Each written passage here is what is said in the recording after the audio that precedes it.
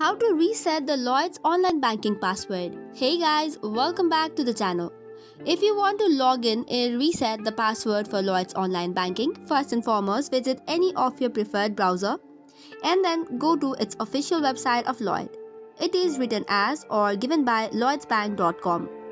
After that, tap on the login button and select if it's a personal or business account.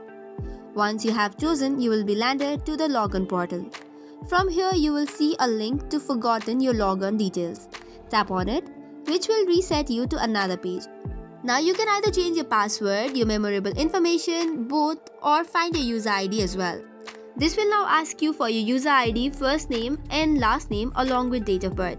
Once identified, some additional information may be required for verification, and once all of this is done, you should be able to reset your password. So that is all for today's video. For more such contents, do not forget to hit the like and subscribe button.